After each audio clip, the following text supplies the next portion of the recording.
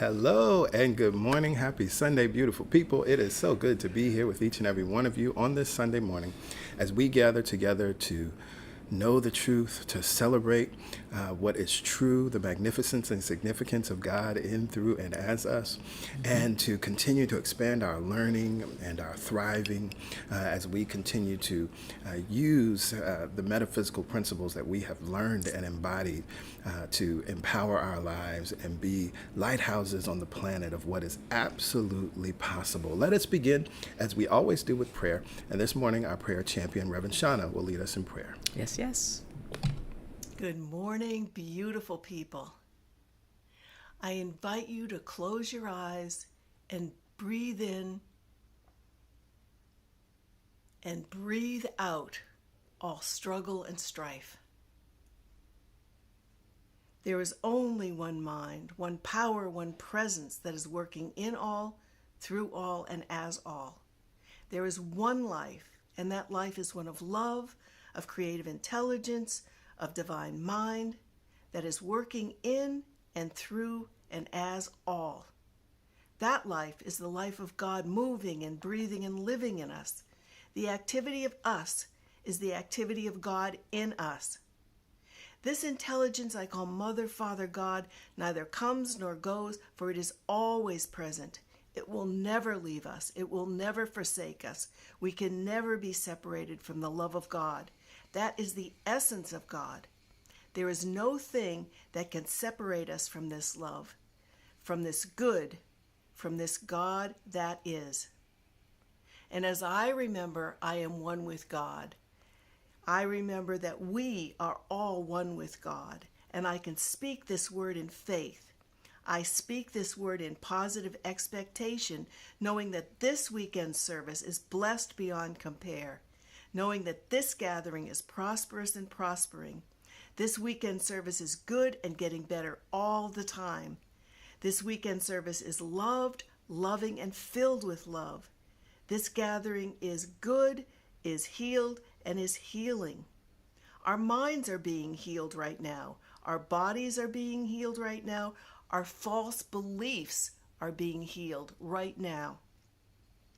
All things that God knows are untrue are being dissolved and transformed right here and right now in our midst. I am so grateful and thankful for the opportunity to heal. I am so grateful and thankful for the opportunity to hear the truth and apply the truth and allow the truth to permeate my very being down to the marrow of my bones. I am so grateful and thankful for the opportunity to learn. I'm so grateful and thankful for the opportunity to live this truth and be a beacon here on earth as an example of what is possible, a living example of moving from despair to hope, to all is well, to thriving in prosperity. We are reminded that there is no circumstance, no situation, no experience is fixed. It is all changeable. As examples to the world, it is possible to live differently. It is possible to live from a healed mind. It is possible to live a healed life. It is possible to live prosperously. We are fulfilling God's desire for us. Let's allow the words of the message today to touch our souls and our minds. We center ourselves and become conscious of our oneness with God during the meditation experience.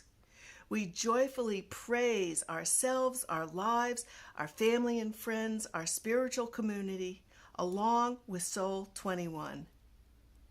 We can then leave this service full of hope and joy and light to confidently face the week ahead. So it is with joy and thanksgiving that I release this prayer for what the weekend service is, what it is becoming, and what it is doing in, through, and as our lives. We now open our hearts and minds to receive as we release these words and say together, Amen, Ashe, and so it is. Amen, Ashe, and so it is. Thank you, Reverend Shauna, for that powerful prayer. Got us sitting up right, thinking right, expecting right, and Yes. knowing that it is possible to live and thrive, to move from despair, as you said, to hope, to all is well, to thriving. Yes, yes. So, hello again. Welcome. Happy Sunday. It's so good to see each and every one of you. It's so good to connect here with each and every one of you. We know that there may be just one of you at least that's connecting with us for the very first time, and we do want to take a special moment to say hello to our first time guests. If this is your first time, hello, welcome. Thank you for choosing to stream this weekend service stream today. We know that there are many churches all over the planet that are streaming, and you chose to hang out with us, and we absolutely appreciate that.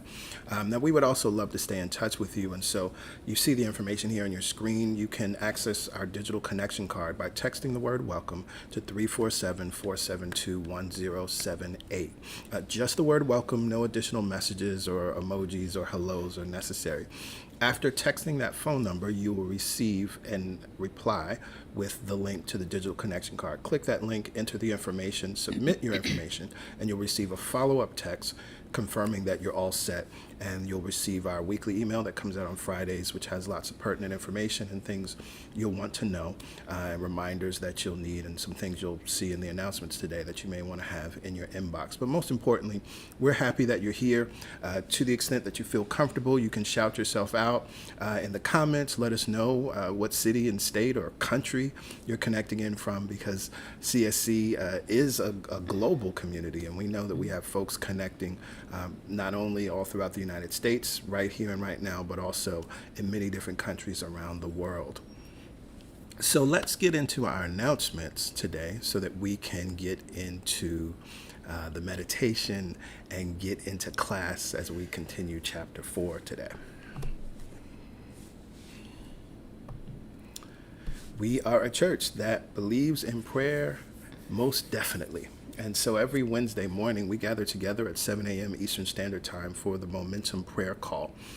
It's a pretty short call. We share a reading, and then we're led in prayer by myself, PY, or one of our prayer champions. You see the information here on your screen. Just call the phone number, enter the access code, and wait.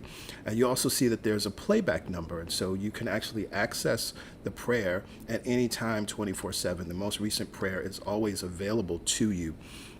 What we've also recently added to our weekly email, you can now also access a link via our weekly email to the recorded prayer. So it's another way for folks to access the prayer and to have it quickly. In some cases, it might be faster to pull it up in your email than it would be to dial in.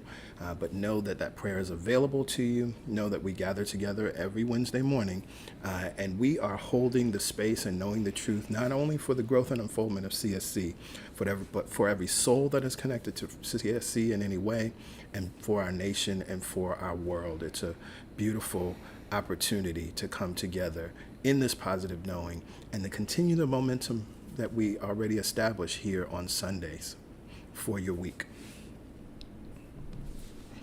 If you have a prayer request, you can send an email to prayerchampions@celebrationsc.org. And we, Pastor Yolanda and myself, along with our prayer champions, will hold you in prayer, or your loved one, or whomever you may be sending a request on behalf of. We will know the truth. We will see a perfect outcome happening in, through, and as your lives, and know that it is possible to have a change in whatever that situation is. Summer vibes. I am so excited to let you know that we have added some new summer designs to our Spreadshirt shop. For those of you who remember, in the fall, we added some new designs for the fall that were hoodies only. So those designs have now been taken down. You cannot get any of the hoodies from the I Am series, but we look forward to making those available again in the fall and winter. But now for summer, we have some new Amen, Ashe, and So It Is designs with some colors. We've added the Pride flag colors for June. We've added the trans flag colors for June. We've also added the Juneteenth colors. And we're going to keep adding some other summery designs and summery colors as we continue to move through this season. But we want to support you in supporting and showing your love for CSC. So take the time, go to the shop, which you can access through our website, celebrationsc.org/shop. Or if you go to our website, you'll see, keep scrolling down and you'll get to the shop. Very cool designs, and I think you'll love representing CSC with these colors.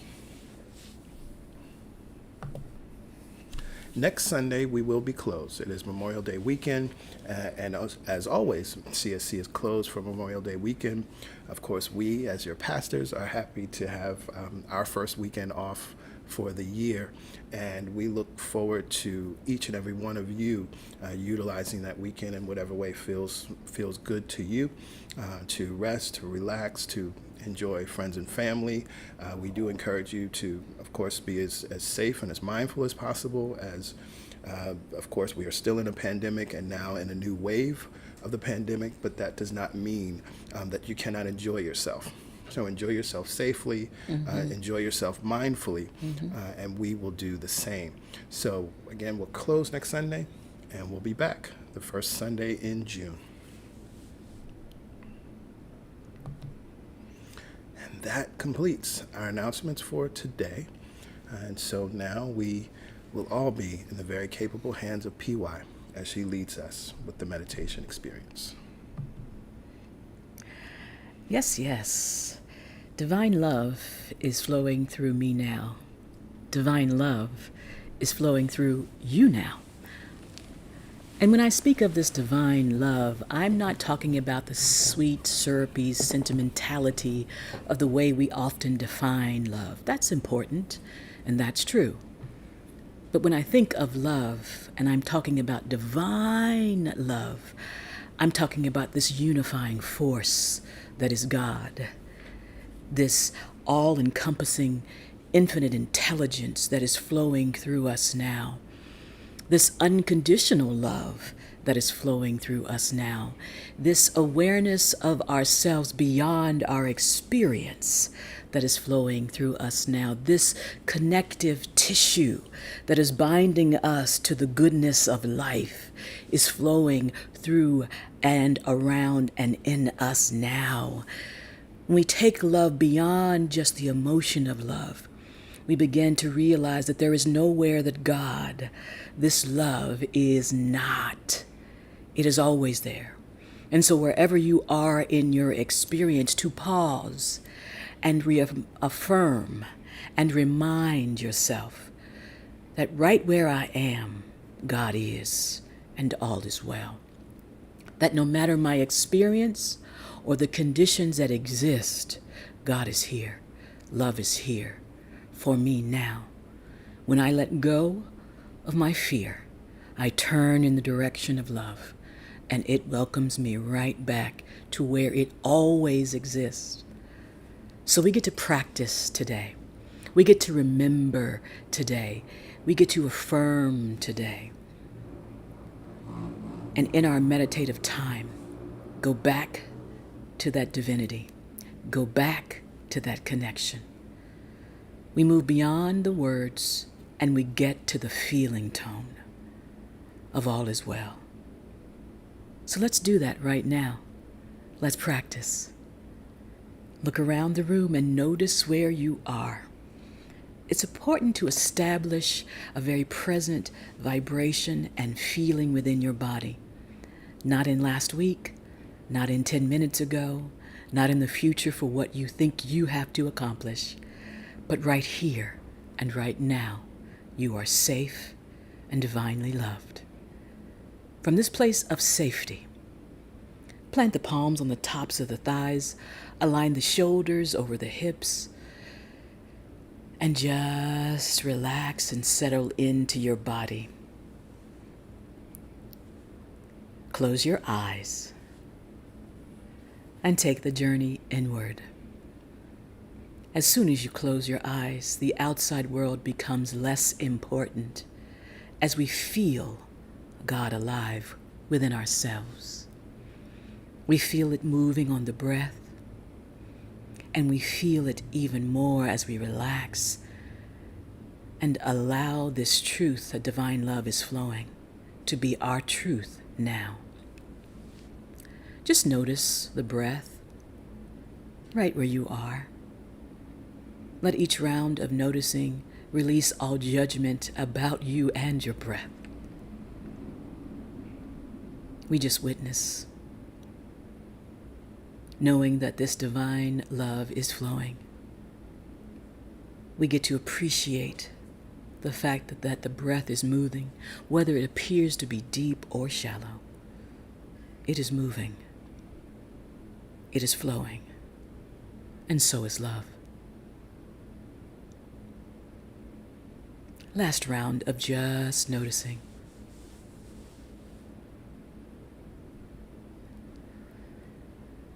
Beautiful, everyone.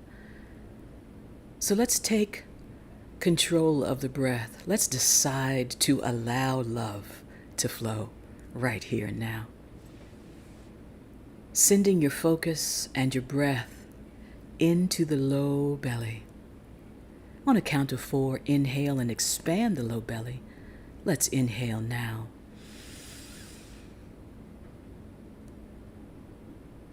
Hold it there. Count of 4. And open the mouth, relax the jaw, and release anything unlike love, making room on a count of 4. Again, in through the low belly. Nice slow count of 4. As we slow the breath down, we slow the heart down. We slow the mind down. Hold it there. And now, give yourself permission to let go.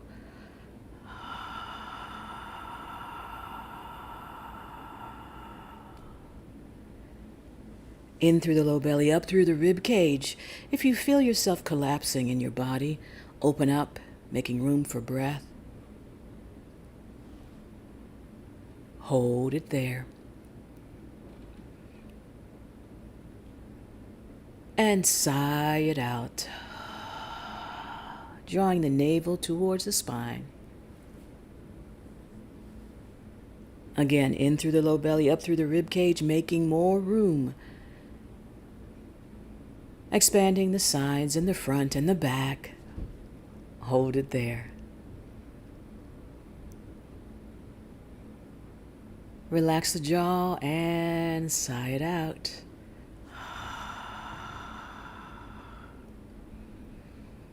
Connecting each part of breath in through the low belly, up through the rib cage, now up through the heart. Center of the chest, across the back. Hold it. And sigh it out.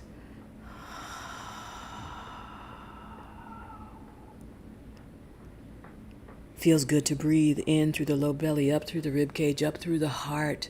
Hold it there.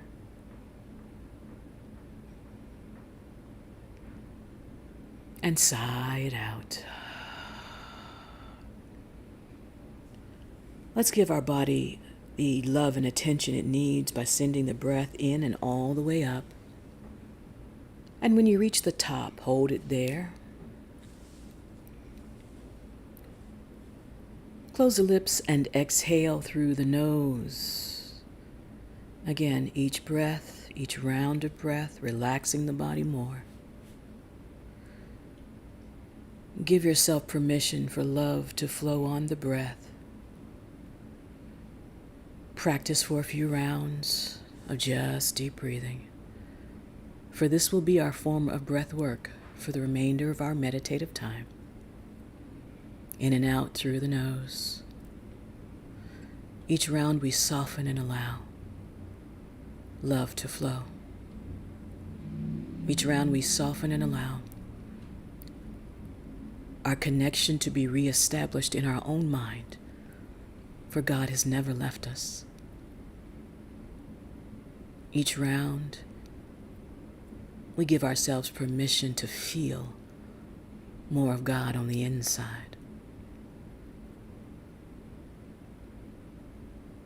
Beautiful, everyone. Let's send this energy into our bodies now. As the breath flows into the feet, you may wiggle the toes or raise the heels from your seated position.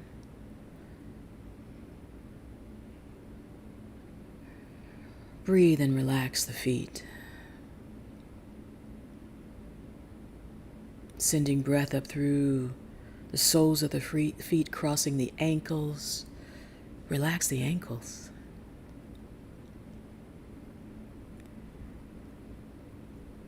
We want love to flow all through our experience and our body. Send that energy up through the shins and the calves. Relax the shins and the calves. We are flexible in our experience. We flow with the breath of God that is breathing us. Send that energy across the knees. Relax the knees. Energy flows across the thighs and the hamstrings and the glutes. We don't block the flow of love, we just allow it as we release the breath and relax the thighs, the hamstrings, and the glutes. Give your lower body permission to let go. As we establish the energy and allow it to flow in and through our subtle body, this chakra system that is always available in and up. Exhale, allow. In and up. Exhale, allow. In and up, divine love flows. We exhale and allow more access to love as we relax. In and up. Exhale and allow. Notice how the shoulders want to drop and release what they've been carrying as the energy flows up and out the crown of our head. From this elevated place, from this open space, we imagine this energy gathered above us all, connecting us to each other and reminding us that divine love is always flowing. We give it permission to flow back down through the crown, across the third eye, down the throat, across the shoulders, down the arms, out the fingertips.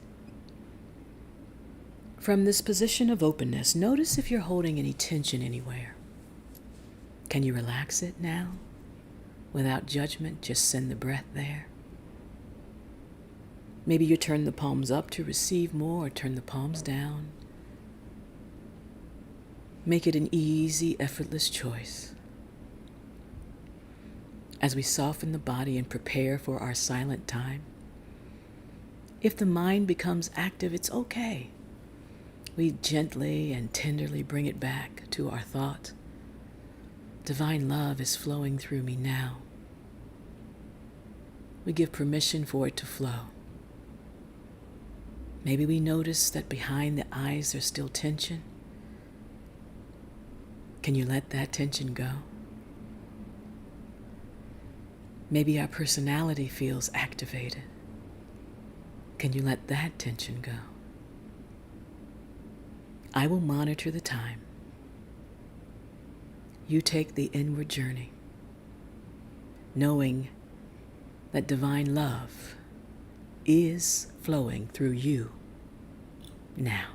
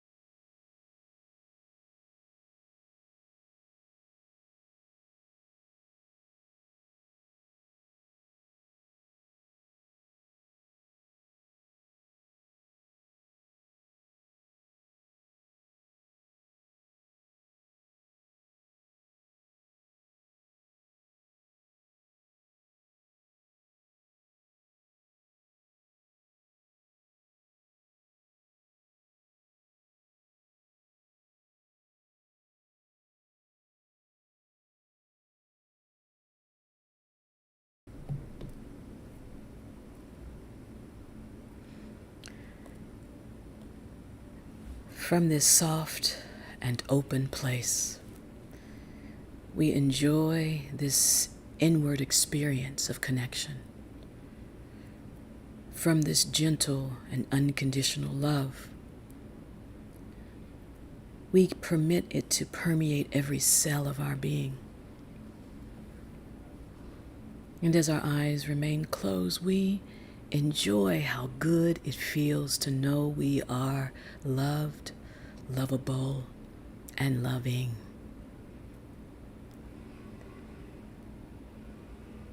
Take a mental picture of how good it feels on the inside. Bring yourself back here whenever you need, whenever the fear gets activated, which means the separation is already activated. Come back to your unity with divine mind and affirm for yourself that love, God, truth, ease, peace, and prosperity are flowing through me now. Let's slowly begin to wake the body, for it has received what it needs and is ready to come back fully charged. If the palms are turned up, turn them down. Elongate the breath and maybe just wiggle the shoulders a little bit, fingers, toes, whatever slight movement you need. Inhale, draw the shoulders up by the ears, elongating the spine. And exhale, relax the shoulders back and down. Inhale up. Exhale, shoulders draw back and down. Last time. Inhale up. Shoulders draw back. And nice and easy, we release them down, nice and slow. Bring palms together at heart center. Bow chin towards fingertips. And allow this subtle movement to keep you relaxed even as you move. Slowly open the eyes, nice soft gaze, no strain on the eyes or the experience. Inhale, raise the chin, raise the gaze. Give yourself permission to exhale and slowly return. Namaste.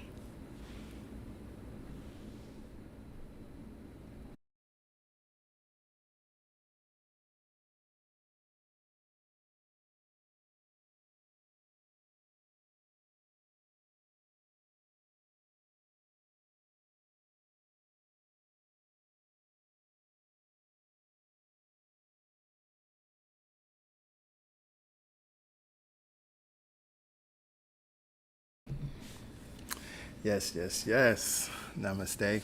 Thank you, PY. You're welcome. So, for those of you, if you're a first-time guest, we are in our Truth Sunday Masterclass studying the power of decision. So our format is a little different. We're not going to have any music. We won't hear from Soul 21 today. We are in chapter 4 of the book. Mm-hmm. And we're going to continue. That chapter is Decide to Be Happy.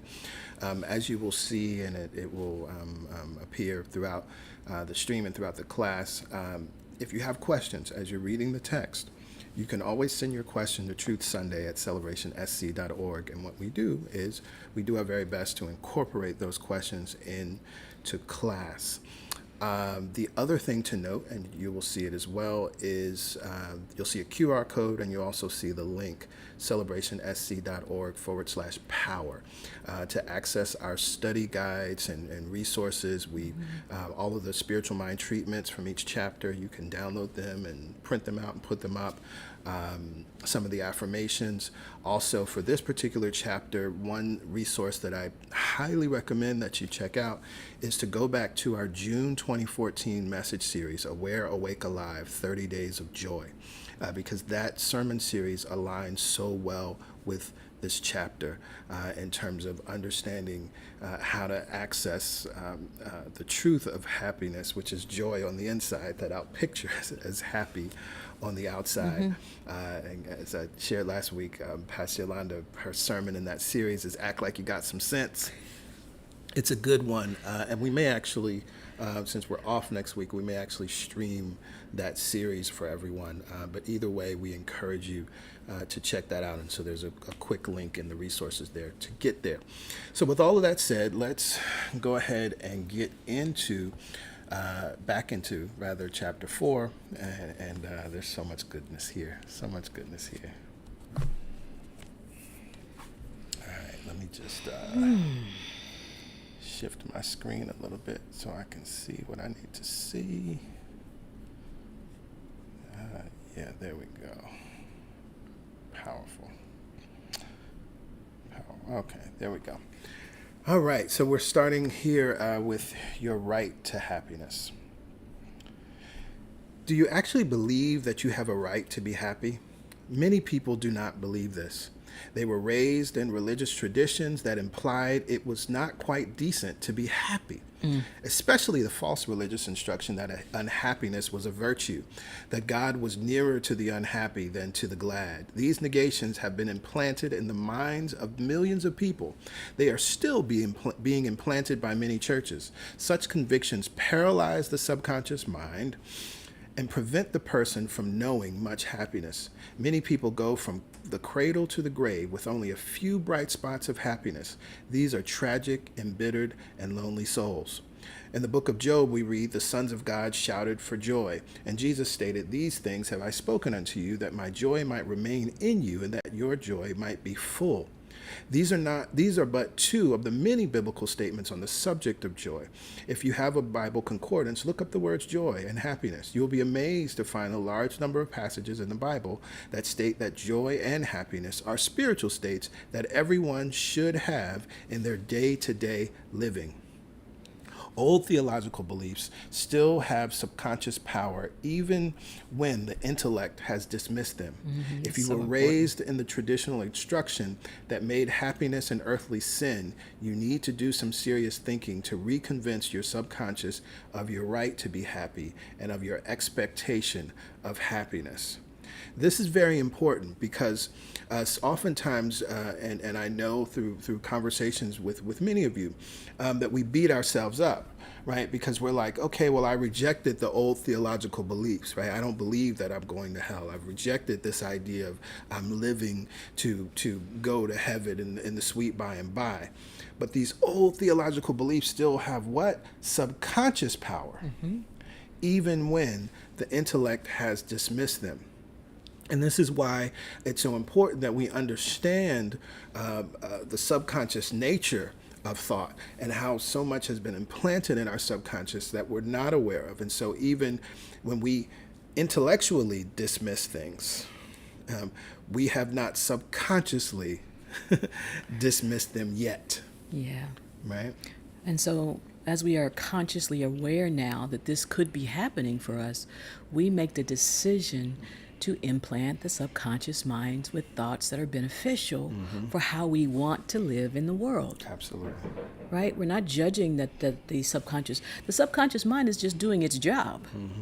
It doesn't judge, right? It doesn't decide for you. Right. It accepts what you have decided or has been implanted. And it only operates from that. It only creates from that. Yep. And so cut yourself some slack, give yourself some love and a break if the two seem to be in opposition. They're both working. They're just not working in harmony the way you want to live now. Yeah. And I love that he uses the word when he says to reconvince your subconscious mind, which means there is something within you that already knows it. And so the reconvincing is the reminding, is the remembering, right? So it's not actually a brand new idea that you have a right to be happy. It's actually the originating ideas that have kind of been circumvented and bullied into another way of being, right? We pick up the hammer and we keep beating ourselves up and we keep believing these things until the subconscious mind just keeps accepting it, right? Again, it doesn't say, oh no, your originating thought was, so I'm not going to believe you or take what you're giving. It just accepts it. Yeah. Yeah. There is a great need for some well-known artist to paint a picture of Jesus smiling, and also Jesus as a brown black man. Yes. And another one of him laughing, right? And when I read that, I also thought about it. It's one of the things for many years, one of the background image I had on my iPad was of the laughing Buddha, right? And there's so much great lore behind the reasons.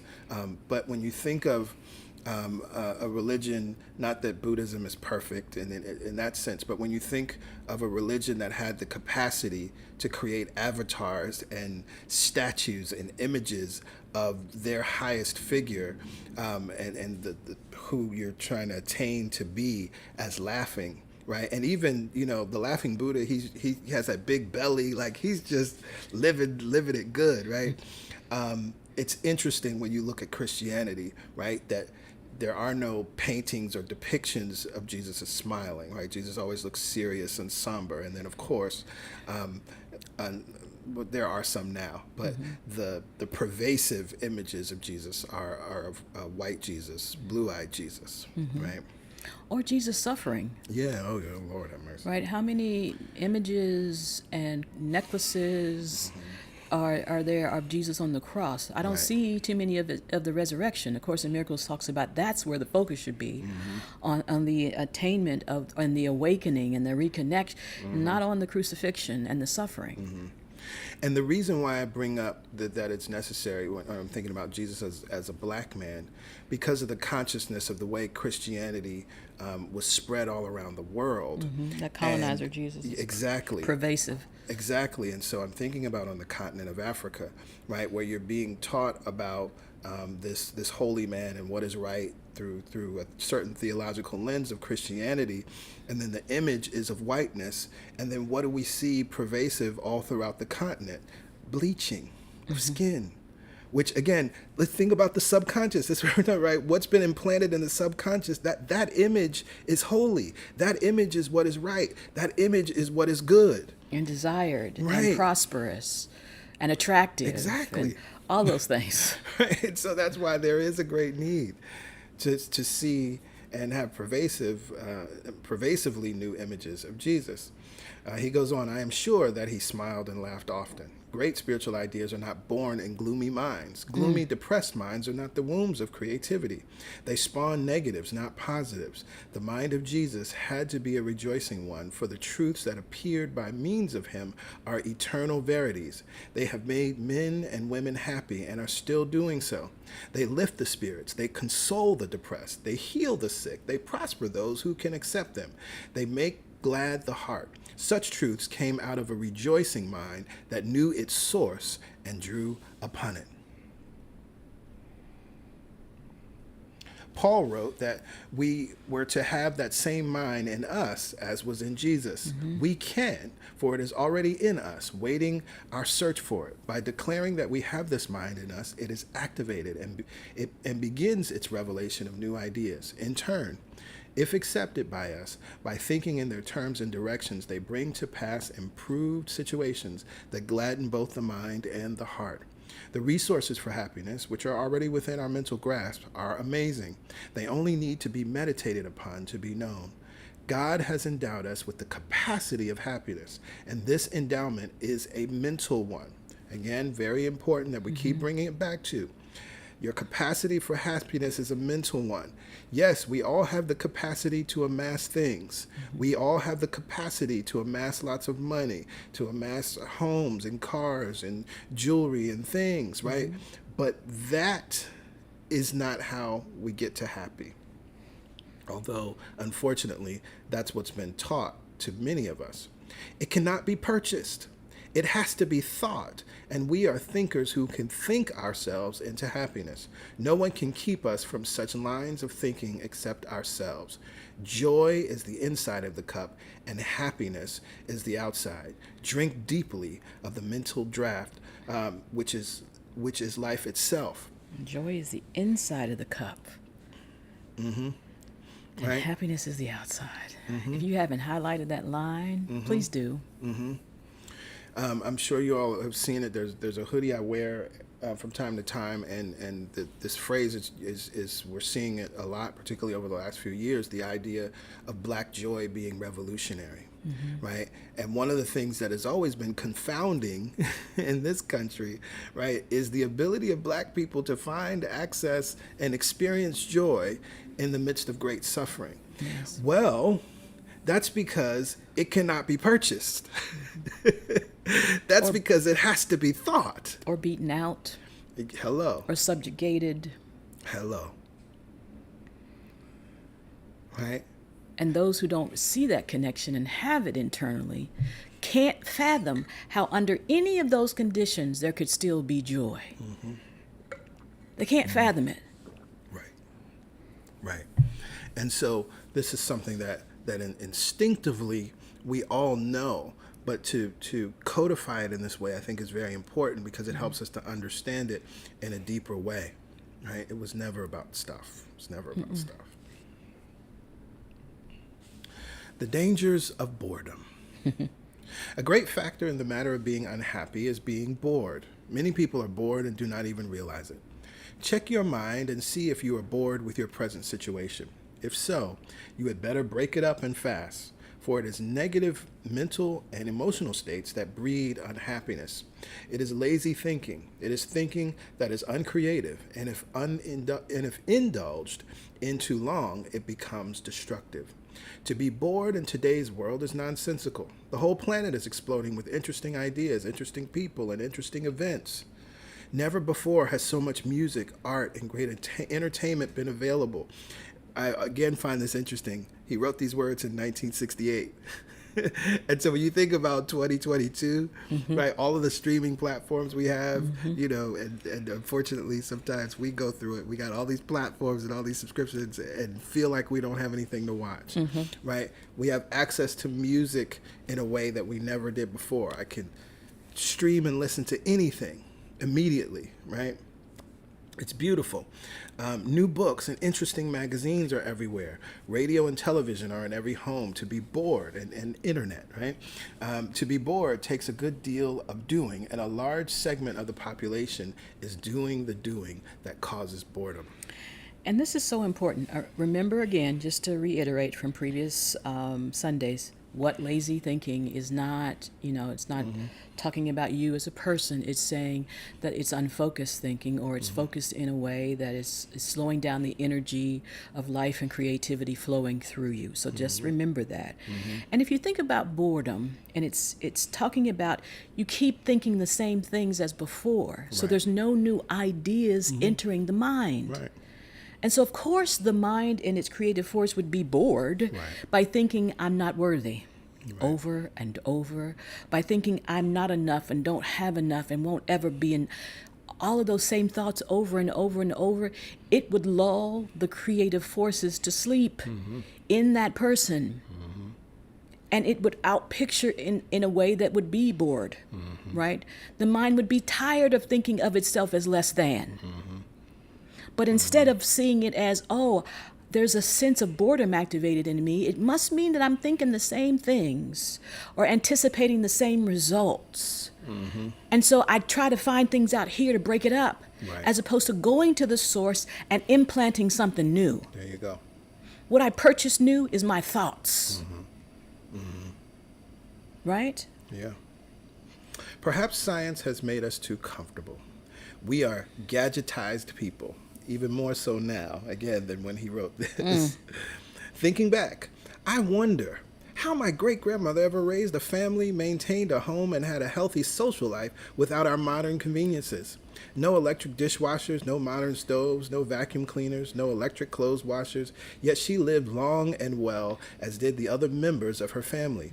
She was undismayed by having to pump water from a well and bring in wood for the stove.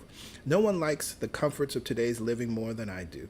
I have great appreciation for the men and women who have invented and developed the many appliances that are in my home.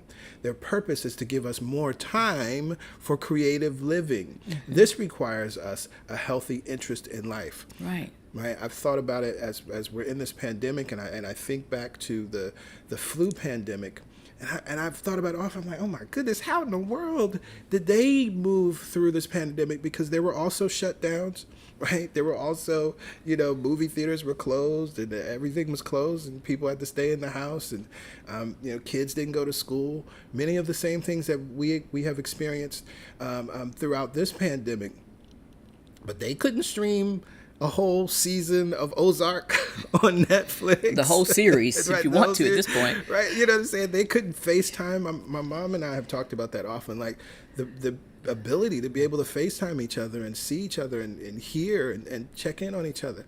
Those experiences weren't available. Zoom wasn't available. Remote work wasn't available, right? And so what's interesting, we think about the things that we have in this time now, their purpose is actually to give us more time for creative living. Right. Some of us, and I know I'm one of those, I appreciate now the amount of time I have to create the life that I want in a new way. Mm-hmm. Mm-hmm. And those conveniences were created by people who were creatively thinking. Yep. Who were responding to a need and a desire for something wanted out of the unwanted. Yeah. Creative thinking gives a zest to living, and you are a creative thinker when you decide to be one. The feeling that it is great to be alive is a spiritual necessity. I highlighted that because that immediately reminded me of the Beyonce song, if y'all know it, that's on the King Richard soundtrack, Be Alive, right? And so I actually like to just listen to the opening of that song when I begin my days many times, right? But the feeling that it is great to be alive is a spiritual necessity, right? So if you want, grab that song, listen to it, and it will support you in being in that vibration.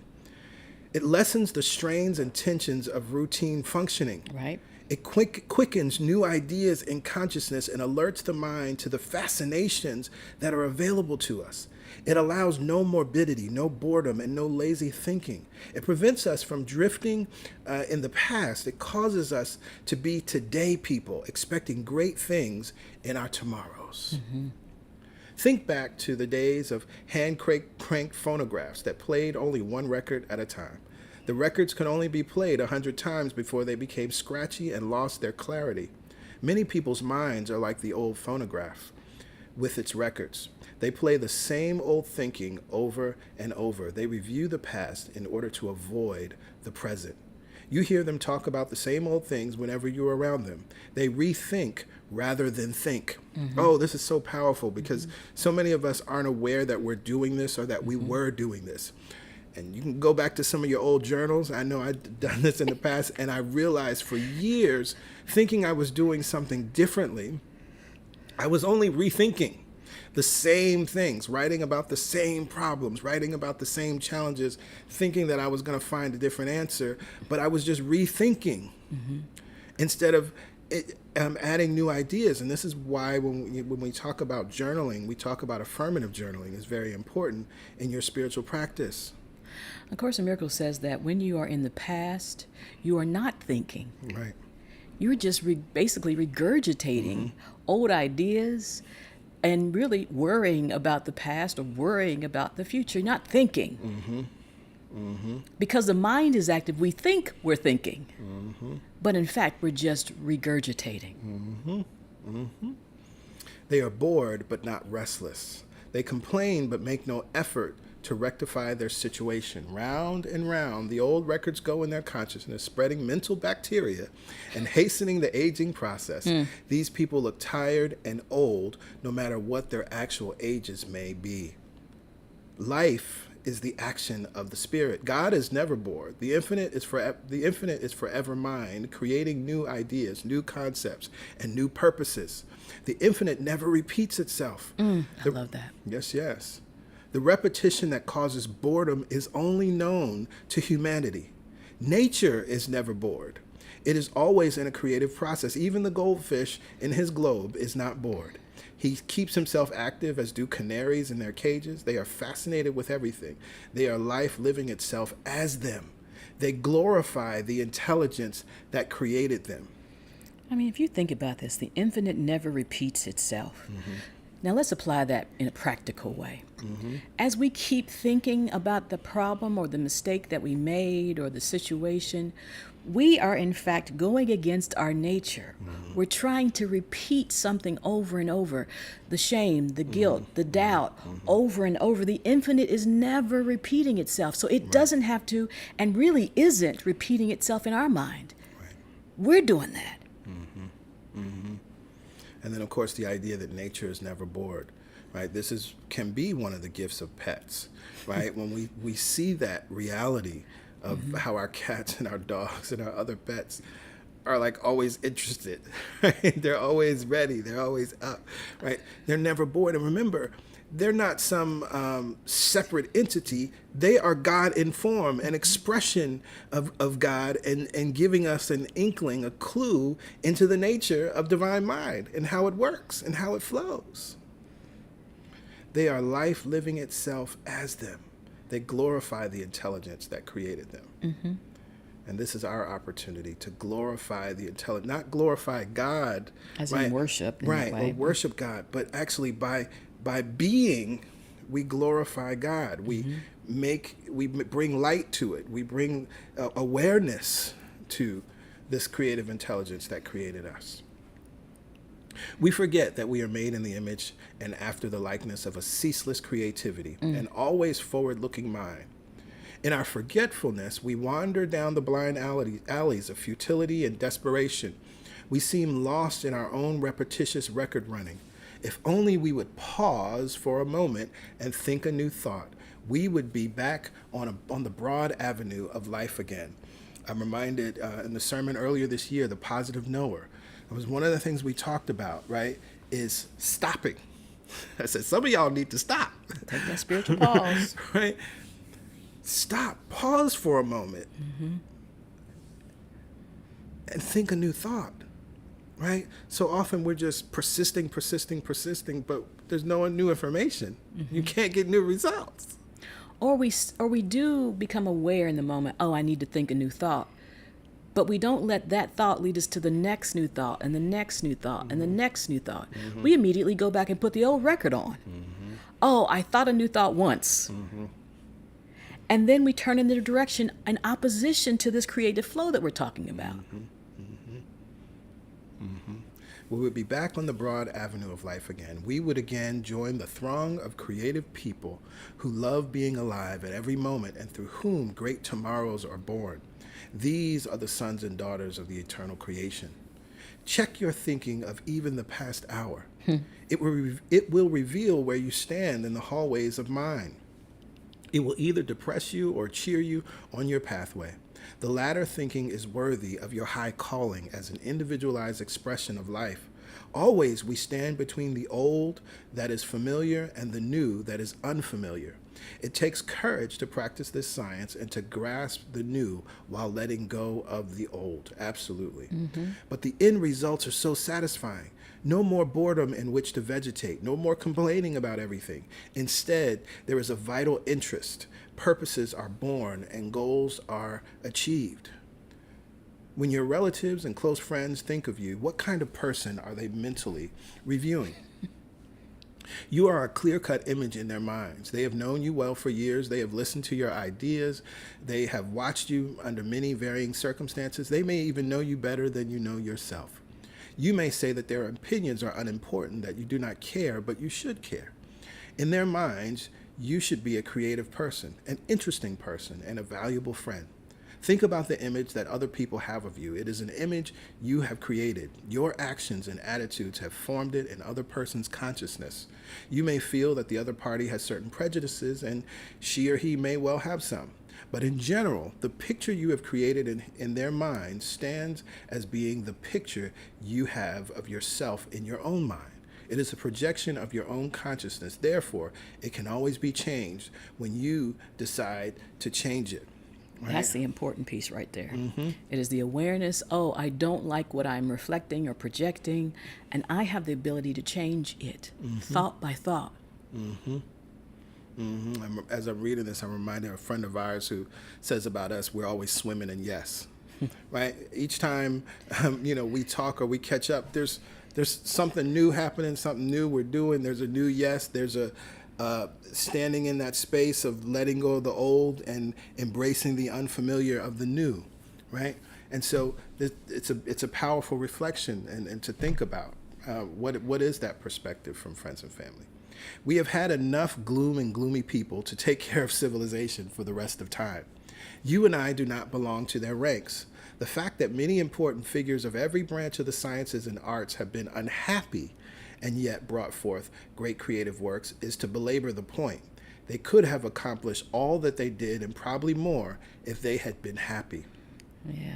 This is powerful because there is a pervasive idea around, tortured genius, and they suffered so much, but they gave us so much, or they created so much. Suffered for their art, and it would have flowed even more had they been in non-resistance to the joy of creating.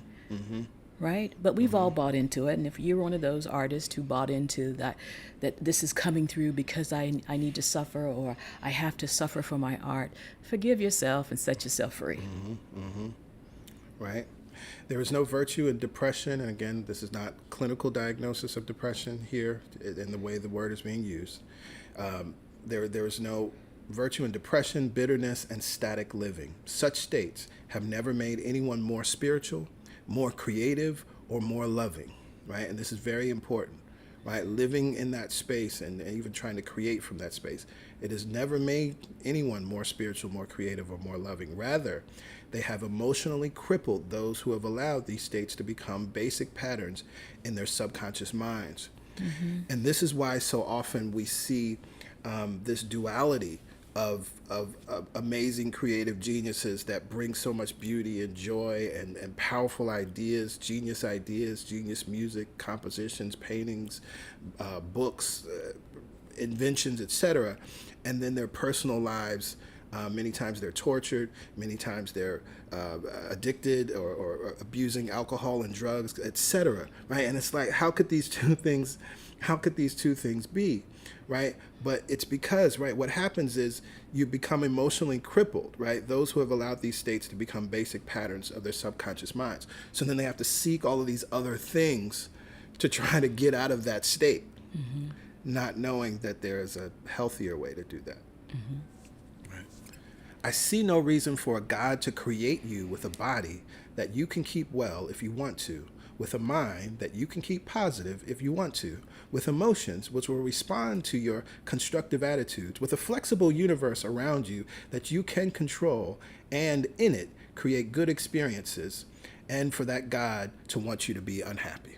Right. It's like you've been given all of that, and then it would torture you. It's that old idea of God, that old God concept that is causing all of us to suffer or believe that suffering will get us into the kingdom, when we're actually avoiding the kingdom by operating in suffering.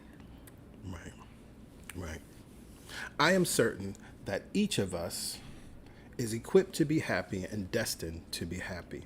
All negative states are self-created and can be self-neutralized, right?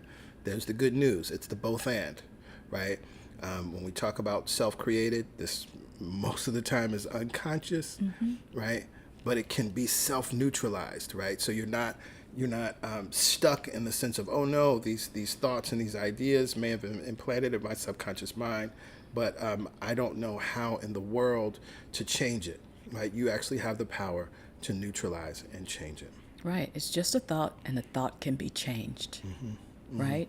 It might feel overwhelming, but they're just thoughts.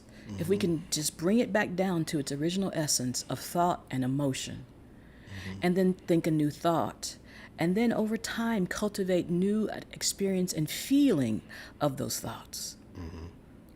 Make it easy on yourself. Don't look at it as, oh, I got all this, I got to root out all this stuff. We just start with one thought that we're consciously aware of. And if it's not to our liking, we implant a different thought. Yep. I see a comment. Someone is asking, what book are we studying? This is The Power of Decision by Raymond Charles Barker. Whether you're watching on YouTube or Facebook, you can see in the description of this post the book title. There's also a link for you to access the book. It's available digitally, it's available in paperback, and it's available in audio. The chronically unhappy. You cannot cheer up people who are chronically unhappy. You cannot make a person happy if his subconscious pattern of happiness requires being unhappy. It is a psychological fact that many people are happy in their unhappiness, just as we know that many people are only happy when they are sick. These people can only be happy on the negative side of life. You waste your time, energy, and money trying to cheer them up. If they are close relatives, you have to endure their complaints. Realize that they are the way they are because of an unconscious need for attention. Make no attempts to reform them because you cannot. Because you cannot reform anyone into happiness who is gaining his goal by being unhappy. Understand them and you will have better relationships with them. If they are distant relatives or friends, gradually release them out of your life. Make them Christmas card exchange people. Right. Charles Barker is unwavering in his belief. Right. So this is good and this is interesting, and this is a question that we both use in coaching from time to time. That's important when you're trying to change a behavior, and you become aware of a pattern of thought or a pattern of behavior or some habit. One of the questions that we can ask is, well, what was the I'm trying to think of the best way to phrase it, but what did you gain from that way of living, that way of being? Like there was something that at least you thought was good about it, right? Or unconsciously thought, right? Uh-huh. And that's important to understand, because that's what he's talking about here, right? When he's saying that, like, some people are unhappy because, like, unconsciously that's their goal, right? The attention that they get from it, right? Sometimes that's, some people live that way, right? They get a certain level of attention from being unhappy and complaining, and then people come to their rescue, or people give them attention that they don't think they can get otherwise. They don't think that they could have a conversation with somebody except it's a conversation around complaining or something that's unwanted. And right, and if we just realize that all of that complaining is just a desire to connect, right?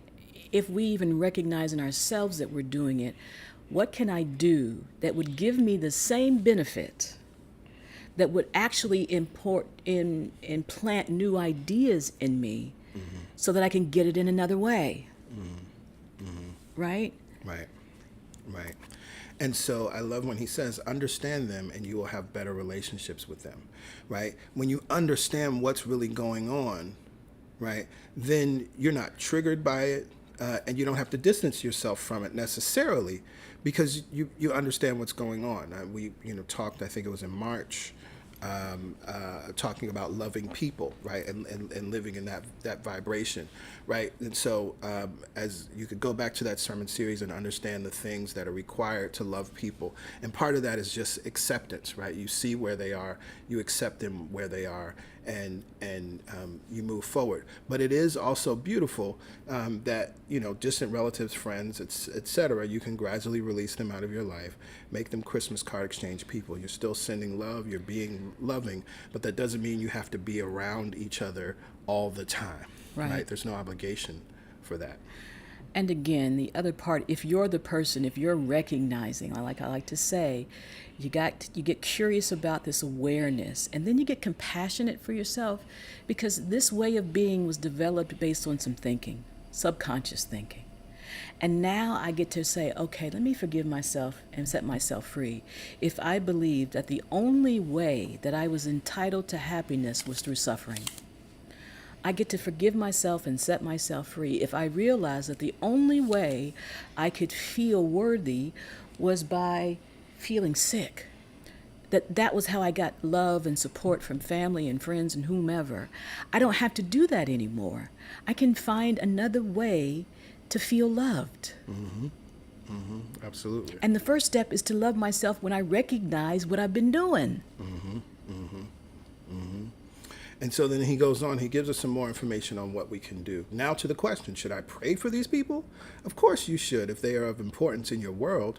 Treat that the already existing happiness mechanism in their subconscious minds is stimulated, and that all their negative subconscious patterns causing their unhappiness are neutralized. Here's an example of the way to do your mental work for them. And this is important because the doing your mental work for them is about you need to see them differently, seeing and remembering that this happiness mechanism already exists within them, right? And so he gives us this wonderful mind treatment. God created you to be happy. In your present mind, there is the spiritual equipment to produce your well-being. This spiritual treatment now activates this subconscious mechanism. All false patterns causing your unhappiness are now neutralized and robbed of all power. Right now, wonderful new ideas born of the infinite spirit are in your mind, and you subconsciously accept them. They have power and authority, and they produce out of themselves new forms of good. You respond to these and rejoice in them. These are statements of truth, and they are so. Amen, Ashe, and so it is. Right? This is very, very, very powerful and understanding, right? If you, all those of you that have experienced us in any way, right? When we're working with the congregation, when we're working with folks one-on-one in the God talk, etc., that's the vibration that we're always holding, right? We're living in that space, right? So we don't come down. For those of you that read and study Abraham Hicks, right? Abraham Hicks is always talking about not coming down from your high-flying disc, right? So this is a way to understand that by staying on your high-flying disc, you're affirming what we just read. That's staying on your high-flying disc, right? Calling that person up to rise up in consciousness to what is absolutely present within them and true about them. And this might be you calling you to your highest level of good. How about it? Right? So we can always see what's happening out there. We can point to other people and what they ain't doing and how they ain't operating and da-da-da-da. But the moment that you become aware, you've already stepped down off your high-flying disc, right? So you got to come back up to the truth. And if that truth that you become aware of is you that needs to speak to you, go to the mirror and speak these words in faith and knowing aloud and let them permeate every cell of your being. Absolutely. Absolutely. Right? We're not just out here to treat other people's minds. The fact that we even say these things starts with us. We treat our mind and then we experience the effects of that treatment in the world. Yep. Yep. There are no finalities in the universe, and every person can change him or herself when they decide to do it. The decision to be happy starts many changes in consciousness. That's just a short sentence, but it's so powerful. The decision to be happiness starts many changes in consciousness. Right? I'm reminded of a point in time in my life where I said, I'm off the sidelines. The decision to say I'm off the sidelines created a series of changes that got me right where I am right here and right now. But there was something within me that was sick and tired of being sick and tired, and I made that decision. And everything was informed by that decision. I didn't know all of what that choice and that decision was going to lead me to. Right. I didn't see the whole staircase. Right. Right? But I knew I was taking this first step. And if we understand that the net is always there, when we take any step, it is the step in the right direction, right? Yeah. Yeah. Once we declare it for ourselves, once we decide that I'm doing this, all we have to do is do that little thing. And then the next step, and the next step, and the next choice, and the next choice, and the next thought. Because we make it too complicated, y'all. Right. Love is not complicated. Nope. Complexities of the ego. It's all that mind thinking that gets us overwhelmed by just taking the next logical step. Okay, the step that I'm taking is I'm deciding to be happy. I'm deciding to be healthy. I'm deciding to be prosperous. That signals the energy of life. Okay, this is what we're doing now. And when the next inspired idea comes, you take it. You don't go back to the old way of being. You're being endowed with new ideas, a new consciousness, and a new life. It reverses subconscious patterns and trends. It starts something happening. You cannot decide for the other person. They and they alone have to make the decision for happiness and to follow up this decision with creative ways of bringing it about. It may not be easy to accomplish this, but when they shift their attention to positives and keep it there, doors do open and new events take place. The infinite intelligence has no destructivity in it. Oh, beautiful. It has nothing in itself to tear itself apart. Because remember, you are one with it. So the itself is you. Right. It is a harmonious whole, a unity that expresses itself as diversity, but is never changed by the diversity it has created. It is a constant positive. This is the source of your being. This is the cause of your mind and emotions. Your mind and emotions are your equipment to live life. The infinite cannot hurt itself, but the individual can and does. Unhappiness is a self-destructive emotional state. It is a misuse of your spiritually endowed creative equipment. The person with a fairly healthy, fairly normal mind uses this innate equipment the way it was designed to be used and moves through life with a maximum of happiness. The infinite intelligence has no destructivity in it. Right? So if something in your mind is causing you to doubt yourself, your worth, your value, then you are not activating the infinite intelligence. It's a signal, right? If I'm in this place of doubting myself, I'm operating in opposition to the infinite intelligence that is flowing through me right now. What does infinite intelligence know about me? What did infinite intelligence create when it created me? Those are the questions those are the love-based questions you begin to ask yourself so that you can bring yourself back to your right mind. It sees only the goodness of you. It knows only the goodness of you. It delights in the goodness of you. And so if the thoughts and the actions that you are doing are in opposition to that, I'm aware now. I get to change my focus, my thought, and move in the direction of infinite intelligence. Absolutely. Attention is power. Where your mental attention goes, your emotions follow. This is the basic truth that any person wishing to use this science must know. Memorize it right now. And this is important, right? When we read this is, I love, how Abraham Hicks really synthesizes the idea of emotions, but where your mental attention goes, your emotions follow, right? And Abraham Hicks teaches that feeling is the first manifestation, right? That's how you can know what you're thinking. When you check your emotions, they are indicators, right, of the direction that you're pointing power in. And the direction of your continual pattern of thinking right now. Yes. It's thought, then emotion. Right. And so this is a basic truth of mental science, of the science of mind, right, that you must know this and memorize it. This one statement may be the very key you are seeking to change situations in your life. Mind is the only creative power, and mind is a field of interaction between thought and feeling. A wise teacher once stated that good and evil were opposite ends of the same stick. Your mind is at the center of that stick, and your attention determines which way your consciousness moves. Your mental attention can be controlled. All successful people have good control of their mental attention, whether or not they are consciously aware of it. They think what they want, and they want what they think. That's success. That's mastery. They think what they want, and they want what they think. Yeah. Right? They're not in opposition. Their thoughts are not in opposition to the effects of their thoughts, right? They think what they want, and they want what they think. Absolutely. And so if what you're thinking you don't want, then you get to change what you're thinking. That's mastery.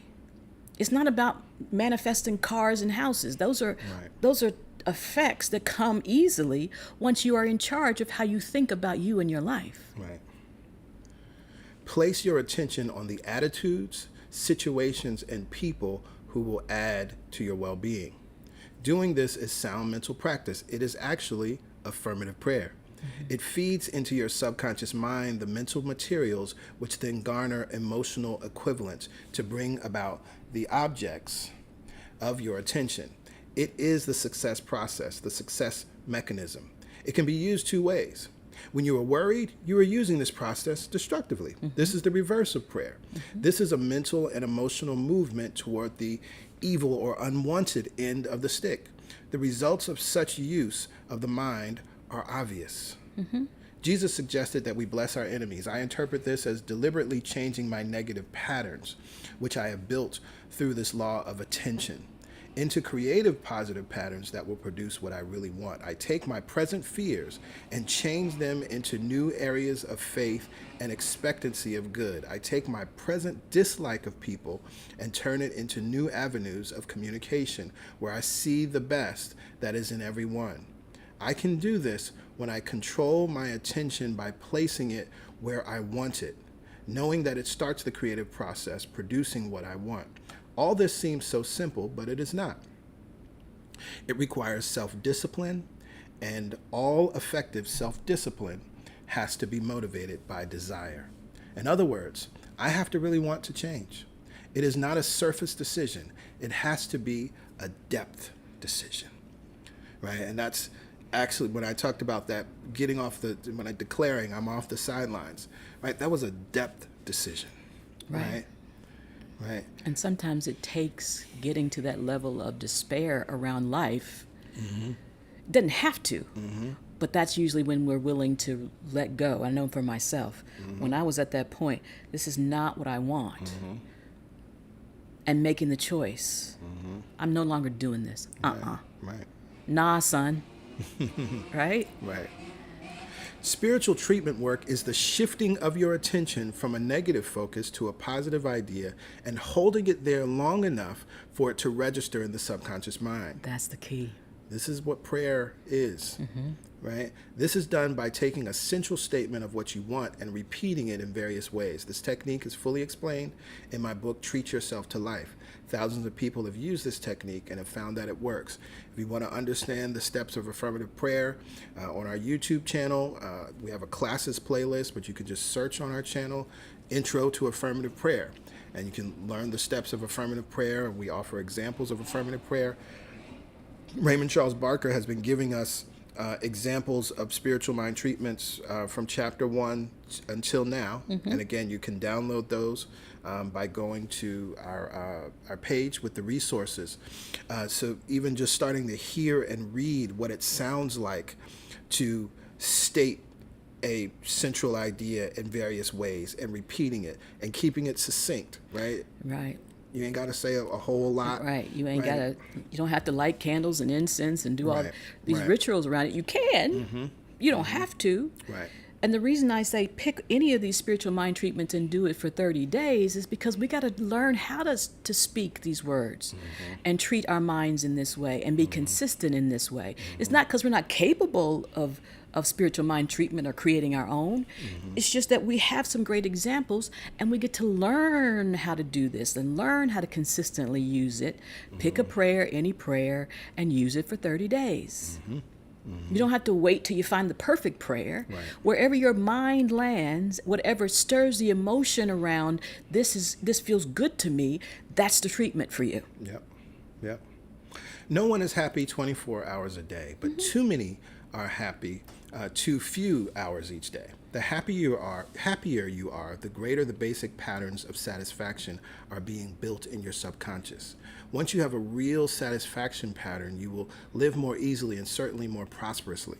Not that you will not have problems, but the problems will not get as much of your emotional attention, and thus they will be more easily solved. Your mental attention stays on the level of solutions, not on the level of problems. Worry is reduced to a minimum, and faith in the goodness of humankind is expanded. You have moved from the level of fight, pressure, and argument to the level of directed attention on positives followed by intelligent right action. This is the way life was meant to be lived. You've heard us say it over and over again. We will continue to say this until we leave this planet, right? That understanding and living these spiritual principles is not to create some force field and no unwanted things will happen, that you will not have problems. But what the truth is that you will be able to positively bring your attention to them and hold these things in such a different way. He says your mental attention stays on the level of solutions, not the problems. Going back to Abraham Hicks, who says, We are solution finders, not problem solvers. That's what they're talking about here, right? When you understand that that's who I am. So yes, I have an unwanted situation here. I have a problem. I have a challenge. Whatever it may be, I'm a solution finder. I'm not trying to solve this problem, because that would be me going down to the level of the problem. But I'm moving up higher to the level of the solution and living there where new ideas, where new experiences, where new action, where new thinking is, right? And you can think about how this is necessary at every level of life, how we continue to repeat and create and repeat and create the same old mess through our government, right? While we can't seem to figure out how to address climate change in the way that it should be addressed, right? And so many other issues on this planet.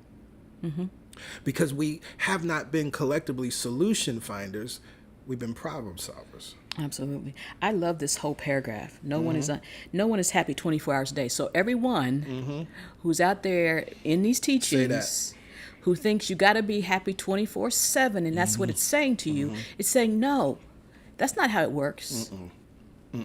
Right? Right. But I'm not faced in the moments of unhappiness. Right. Because I'm grounded in something. Right? I have the tools in my toolkit to bring myself back into alignment. I'm not pretending to be happy either. Right? I'm not pretending if I go here or buy this that it's going to make me happy. If there are those moments and when they exist, I know what to do about it. So I'm not unhappy about the challenges. Yeah. I'm not afraid that all of a sudden my thinking is so off kilter by this unhappy experience that it will never come back into alignment. And then you start acting and doing things. So cancel. That's not what this is about. I know who I am. Right. I know the infinite intelligence that flows through me. And I also see what is happening in my experience, but as a master manifester, not of cars and houses and parking spots, but of a person who understands the creative use of my mind. I know that I can come back from this. I know that I can bounce back from this. I know that this is no reflection on the love of God for me and moving through me, right? I know all of that. And so I rise in consciousness to the level of solution. And I allow that knowledge to support me in moving in the direction of the wanted. I don't beat myself up about what I didn't do. Right? Yeah. And so this is why we side-eye the good vibes only folk, right? And this is why there's been backlash against a lot of so-called positive thinking teaching, because they're teaching that you can be positive 24/7 or happy 24/7, and that is unreality. Right. It just in is. the human experience. Right. Now, not on the level of consciousness of highest level, right? We're talking in the human experience. You have these fluctuations, right? You have these experiences and situations. And positive thinking is a tool. It ain't the goal. The goal is collective creative use of my mind. Right? So if you've been trying to force yourself into something, as opposed to recognizing this is where I am right this second. But I also know something else about me. I can rise in my thinking. Right. I have to first love myself where I am and not pretend that it ain't there. I lovingly, I'm making a choice. I'm deciding in favor of the truth of me. And that truth says there is joy emanating from every cell of my being. And that truth is on and on and on and on. So you take yourself to the truth. And the truth, when you turn in the direction of it, will guide you back. He goes on, the Declaration of Independence states that every man, every human has a right to life, liberty, and the pursuit of happiness. This is a spiritual statement. It is an undeniable truth. You have this right, and you will have happiness when you pursue happiness by following the simple rules of securing it. Again, going back, if you watched our series, Aware, Awake, Alive, 30 Days of Joy, in my sermon, Independently Happy, I'm talking about this very idea and rooting us in this idea of pursuit of happiness, and we go on. Looking at the time, we want to finish this chapter because we have some action steps here. Oh yeah, this part's good. Course of action. Every major accomplishment is the result of a well-planned course of action. Such a plan puts order into the mind, and the mind is unhampered by irrelevant thinking. Here is a plan I suggest you follow. I cannot guarantee results because I do not know how sincere you will be in the following it, right? We say the same thing. Nor do I know if you will start with enthusiasm and a few days later, A few moments later. return to your old habits of worry and depression. Those who are stout-hearted will get results. I know people in my congregation who came to my church after years of chronic unhappiness. I have seen some of these people change gradually into creative, positive, and happy people through the use of these ideas. Others tried and then gave up. They remained in the negatives. The ones who did change themselves are rejoicing people. They are valuable to their world, their loved ones, and to the God that created them. It all starts with a depth decision to be happy.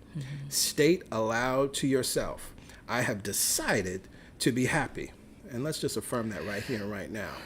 I have decided I have decided to be happy. to be happy. I have decided I have decided to be happy. to be happy. I have decided I have decided to be happy. to be happy. Do this in a firm voice for at least a week.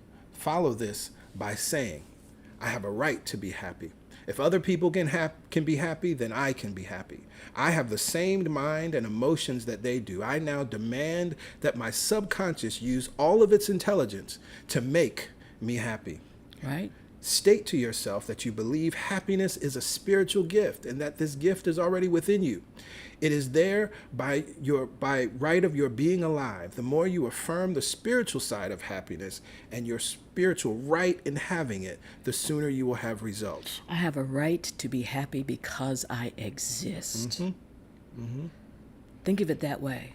I'm lovable because I exist. I'm worthy because I exist. That creative mind that thought this being, this body, into being meant that I had a right to be happy. I exist. I breathe. I woke up this morning. Happiness is my birthright. However you need to say it. Now, here's the other side of it. It's very important. Stop all complaining. Stop telling others of your unhappiness. Find things to praise. Start seeking the good points in your relatives, friends, and coworkers.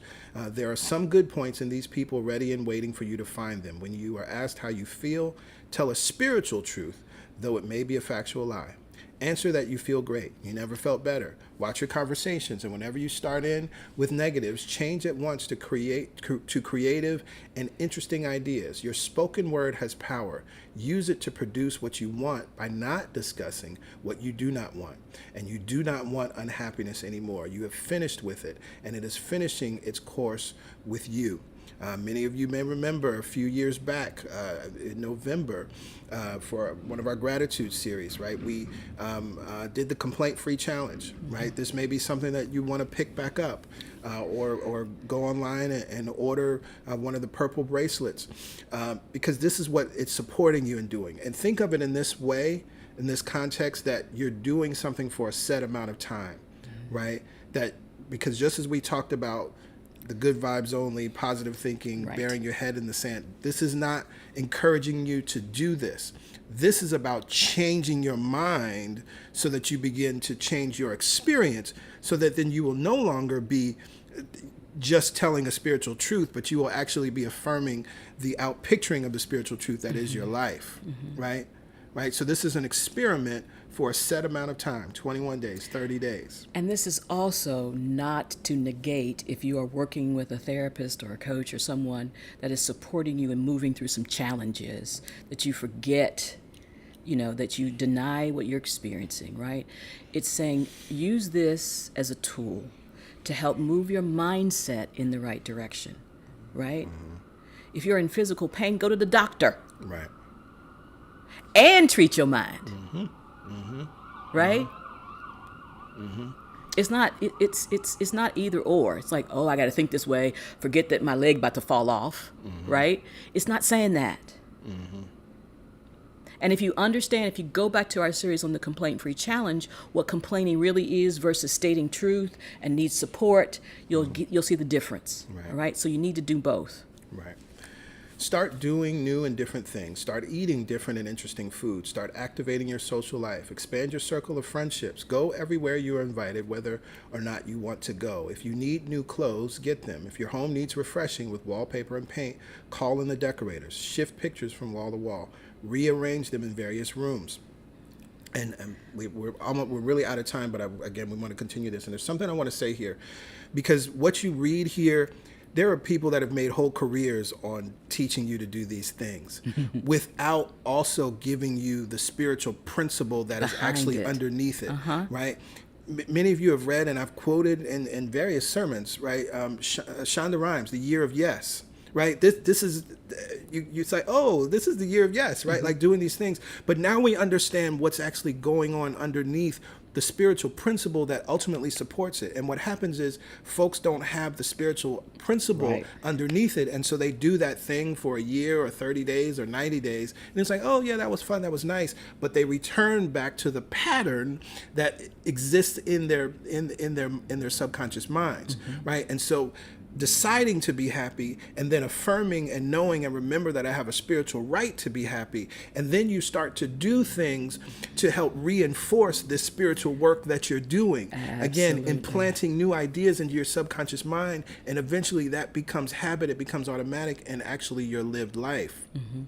Beautiful, beautiful summation of that, right? We believe in teaching steps 3 and 4. We believe in elevating your consciousness. And then you can do the Year of Yes book and read it. And then you'll understand why it works. Right.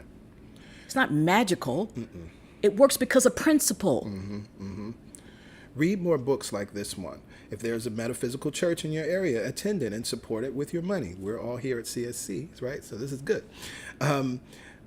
Give a little more than you normally would in order to open up your channels of receptivity. Do not eat alone too much. Do not be alone too much. Keep in circulation with the human race. People are wonderful. God works wonders by means of people.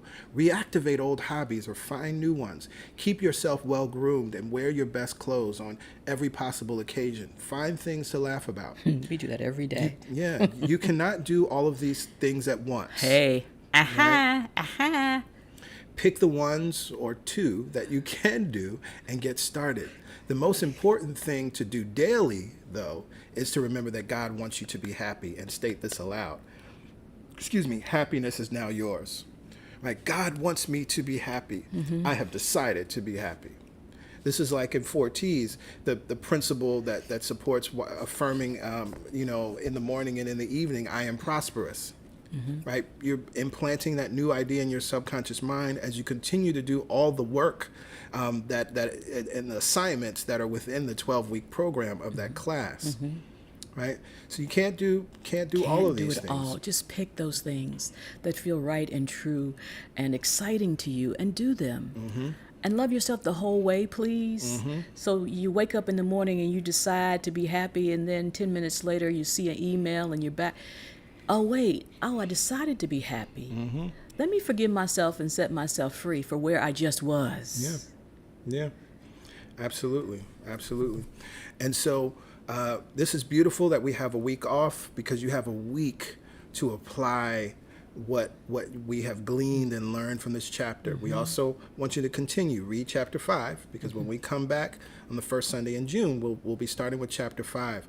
But there's an awesome opportunity for you to really practice this principle, along with using the sermon series to support you, and continuing to understand how vibration works and the mental and emotional states as it relates to happiness, the idea that joy is on the inside and expresses as happiness on the outside, understanding that we just have a great opportunity and capacity to be happy. And so we're looking forward to continuing this, and we're looking forward to hearing and seeing and witnessing how you apply this truth to your lives. And if you are new, like this is your first time hearing and following along with us, this gives you a beautiful opportunity to go back and catch up. Right? Absolutely. And so you've seen the information throughout the stream. It's very easy to give to CSC. You can go to our website, celebrationsc.org/give, or you can text your dollar amount to 347-744-9500. There's a $10 minimum to text to give. But what's most important is that you give what feels good, because we recognize that giving must be free of all anxiousness. It must be free of any hesitation. It must be free of any worry, doubt, fear, shame, guilt, All of those things, it must be free of. It must simply feel good, right? I'm happy and I give because I'm happy. I'm in joy and I give from joy. I know that there's more than enough, and so I'm giving and keeping that cycle going, because giving is the exhale so that we can inhale. That's the process. And so when we give what feels good and we give from this consciousness, then we can affirm that all the money that I use All the money that I use returns to me multiplied returns to me multiplied in a never-ending cycle in a never-ending cycle of increase of increase and enjoyment. and enjoyment. With that, we are complete for today. I encourage you to enjoy your Sunday and enjoy this burst of warm weather that we have, and enjoy the remainder of your week.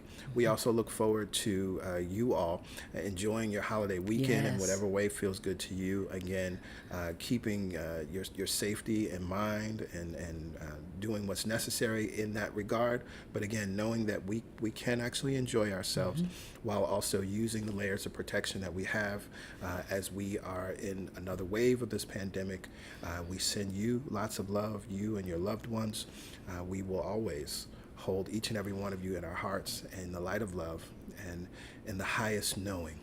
So with that, we'll see y'all in Bye June. for now. We All love right? you. We'll see you next month. Bye for now.